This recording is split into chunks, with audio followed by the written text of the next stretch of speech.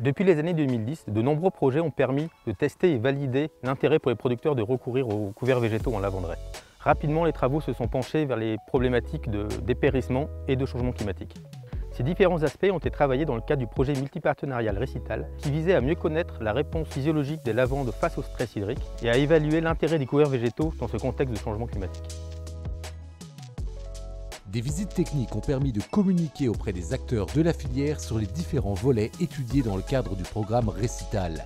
Parmi eux, l'une des qualités reconnues des couverts, leur capacité à protéger et structurer le sol. Les couverts végétaux interrants en lavanderaie vont avoir un intérêt dans la protection physique du sol.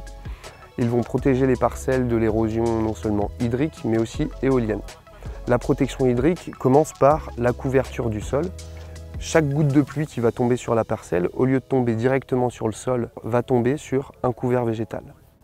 Un autre intérêt des couverts végétaux est de pouvoir rentrer dans la parcelle plus tôt en cas d'intempérie.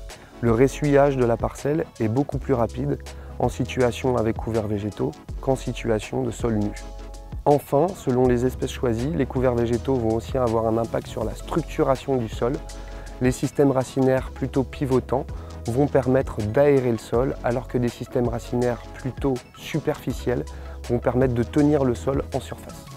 Autre volet d'étude du programme, l'impact des couverts sur l'état sanitaire des cultures, notamment vis-à-vis de la gestion des ravageurs.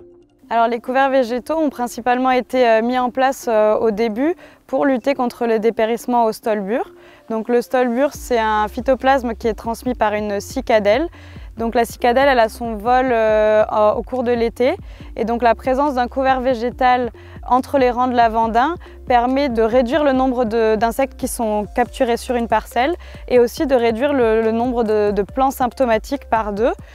Donc on voit bien que le couvert végétal qui est présent au moment du vol de la cicadelle a un effet pour réduire les ravages causés par cet insecte ravageur. Le même phénomène a été constaté avec les cécidomies, dont le vol est situé au cours des mois de février et mars. Un couvert hivernal bien développé permet de limiter les dégâts de ce ravageur. Mais une crainte des producteurs est la compétition hydrique du couvert qui pourrait nuire au bon développement des lavandes. Une hypothèse qui a été testée sur 2 sites du programme Récital. Sur ces sites, nous avons mesuré la croissance et l'état hydrique des lavandins grâce à des pépipiafs. Ces pépipiafs, ce sont des capteurs de variation de diamètre, ce que l'on appelle des microdendromètres, qui mesurent de façon autonome et de façon continue les variations de diamètre de la tige. Ainsi, on peut mesurer la croissance au printemps des lavandins, qui se traduit par un accroissement de la tige. On peut aussi mesurer des phases de déshydratation durant l'été, qui se traduit par une contraction de la tige. Les plants équipés de pépipiafs ont ainsi pu révéler qu'il n'y avait aucun effet significatif de la présence des couverts sur la croissance au printemps, et ceci sur les 2 années mesurées, 2018 et 2019, et sur les 2 sites. Ils ont aussi révélé qu'il n'y avait pas de déshydratation estivale plus importante en présence de couverts qu'en l'absence de couverts, sur les 2 années et sur les 2 sites. La suite de ce projet sera de tester les effets à long terme de ces couverts, car ces couverts améliorent la qualité des sols et notamment leur capacité à retenir l'eau. Et ça, c'est un atout important dans un contexte climatique avec une aggravation des sécheresses estivales. Pour que ces bénéfices du couvert soient intéressants, il faut bien sûr que cet enherbement ait un impact moindre sur les rendements des lavandins. Des expériences récentes ont mis en évidence que sur des parcelles de 2 à 5 ans, présentant seulement 10% maximum de dépérissement, le rendement des parcelles enherbées est réduit de 5% en moyenne. Ce sont surtout les parcelles en première année de production qui sont impactées. Ce qu'on a aussi constaté, c'est que pour les parcelles qui ont plus de 10% de dépérissement, plus le dépérissement est important, plus l'enherbement permet de gagner du rendement par rapport à un sol nu.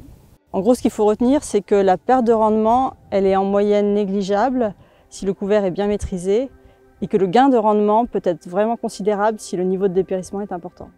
Cet impact sur les rendements varie selon la proportion de surface enherbée, la date de destruction du couvert, la conduite de la fertilisation, mais aussi le choix de l'enherbement.